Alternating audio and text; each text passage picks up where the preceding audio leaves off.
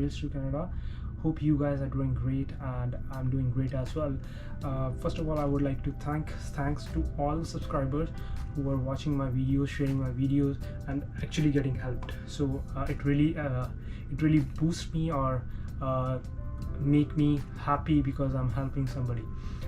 So just a small request: if somebody is here for the first time on this channel, I would like to recommend this channel, and I want to say that please subscribe to this channel.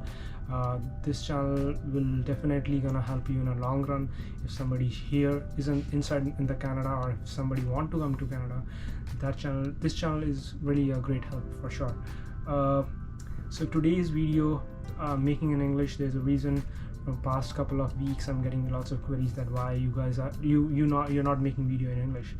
So I thought like, okay, let's give it a shot, let's give it a try. So without wasting any much time, I'm gonna let you know that what I'm making today. I'm gonna make a video on study permit. Like, you know guys, people who are coming to Canada on the study permit, they're always like get confused how to make a good SOP, how to make your profile stronger, aligned to your previous studies, and lots of things. So I'm gonna cover detailed video that why or not why actually, like how you can make an impactful profile when you are submitting your profile for study permit. So I would recommend, or I would say that please watch this complete video. This is really gonna be helpful to those who really want to come to Canada, even if your study permit get refused I don't know how many times, so unfortunately. So definitely this is gonna be helpful video for you. So guys, stay tuned, see you in a bit. So guys, thank you for bearing with me. So today this video is very helpful, as I told you, for study permit applications or study visas. So guys, you know that Canada is one of the most popular destinations in the world, especially for students who want to study abroad. Whether it's accredited universities, colleges, or standard of education, there is like lots of things I would say about Canada, specifically because I was a student. I came as a student.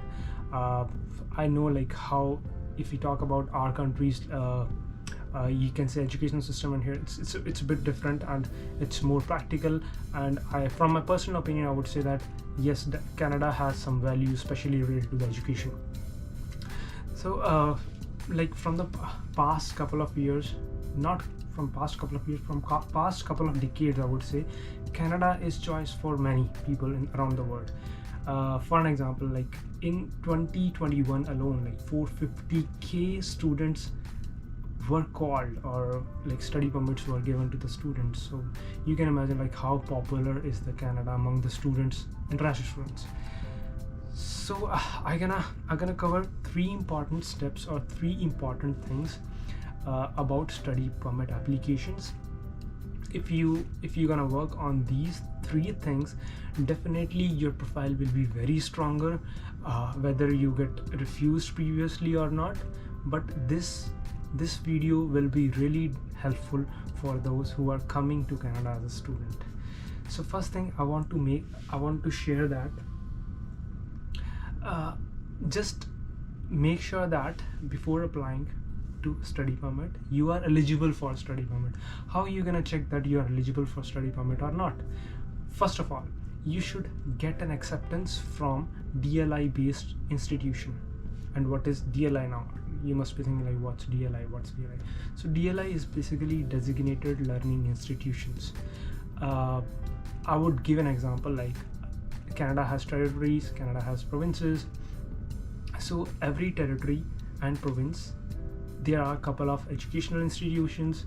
So DLI is basically a number given by Canadian government to those institutions to host international students.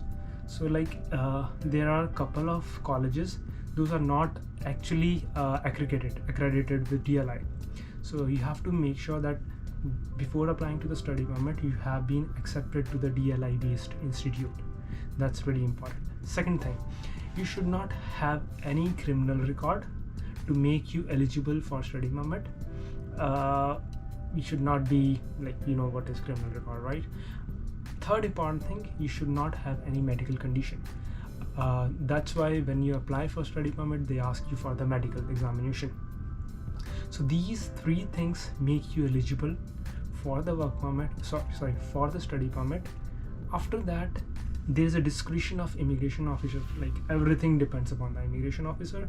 Your application will get refused or approved. It all depends upon the immigration officer. But what we can do as an applicant or as an applicant, we can make our profile stronger or put in a more clear way or in a transparent way, right? That's what we can do.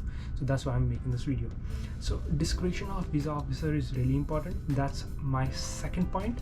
How to make your application more aligned, more consistent.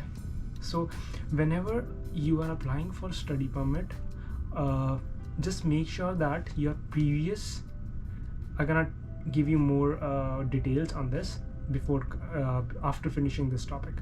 So when you are applying for any education course or any program, just make sure that your previous education aligned with that course. For example, like if I'm a doctor back home and I'm doing here diploma in computers, that doesn't make any sense, and then that doesn't make your application aligned. So just make sure that if you're, for example, like in this case, if you are working as a doctor, you should go for healthcare, you should go for something related to the medical, right? So why you are choosing a different course when you are having a different education? That doesn't make any sense. The next important thing is you must have proof of funds. If you don't have proof of funds, definitely your application gonna refuse, for sure. There's no yes or no, there's always a no. So make sure that you have enough funds before coming to Canada, so that there is no red flags on your application. Next important thing is you should meet an eligibility requirement of language. There is always a language requirement, whether you have to give IELTS, sometimes they accept PTE, sometimes they accept TOEFL. So you have to make sure that you are eligible, or you have the enough requirement for the language, whatever they are. Like every university has a different requirement, especially colleges are having a different requirement. So just to make sure that you are having enough requirements as per your course. The next important thing is,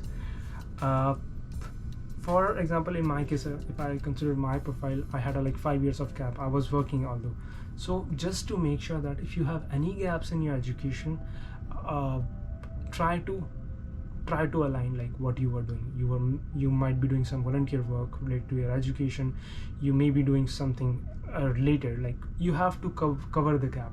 I've seen people who got the study permit approved with 15 years of gap, 20 years of gap, with a strong relatable SOP. If you make a strong relatable clean SOP, definitely you're gonna be on a positive side.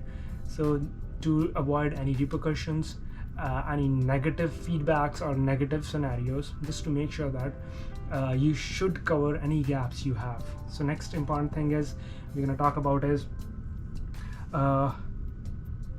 for example, you're having a dual intent. Sometimes I see people like they submitted their application and express entry pool. Now they want to come to Canada on the study permit now. So if you are doing this, you have to make sure or put this thing in the SOP to showcase your dual intent, and you have to elaborate like why you're doing this. After that, the next important thing is you should leave Canada by the end of your stay. So it's very clear like why you are coming to Canada. You are coming here for the study. So just make sure that explain your SOP that I'm gonna back to my country, because you are just here for temporary residence. You are not applying for PR. Just to make sure that you're going back to your country, you have to explain this in your SOP. Yeah, that's the couple of points I want to cover. One important thing I want to let you know, guys, this will be really insightful for you. If I talk about from last couple of years, there are lots of study permit got refused. For example, like in 2019 to 2021, 77% of study permit got refused because of one reason, that your education is not progression with your previous education, like not relatable. So that's really important. If you are not making your course selected, or if you're not selecting your course as per your previous education, definitely that's a red flag. Just make sure that.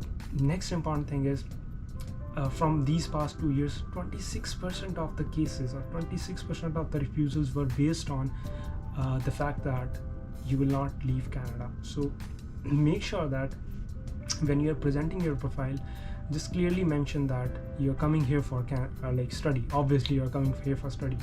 So these are the couple of points I really wanted to highlight today. So this is all about. And one last step I want to say that for an example, unfortunately your study permit got refused. So what are the next steps? If your study permit got refused, so you can apply a study permit after getting a refusal right away. There is no set limit, or there is no time frame that after this certain number of periods or days you can apply again. So you can apply right away getting the refusal, but just make sure that if you are getting refused, so what is the reason of refusal? You have to collect the documents. You have to make sure that why your study permit got refused, and that's really important, guys. I hope this video helped you, and definitely you're gonna have a good profile after watching this. And if you have any questions, guys, just follow me on Trails to Canada Instagram, and that's for all I believe for today. And I hope this video will be helpful for you guys. Thank you very much for your support and help. One last thing again, if you are watching this video for the first time and you are here on this channel for first time, I request you to please subscribe to this channel. That really motivates me to make more informational videos. Thank you very much, guys. God bless you. Have a great weekend ahead. Bye bye. Take care.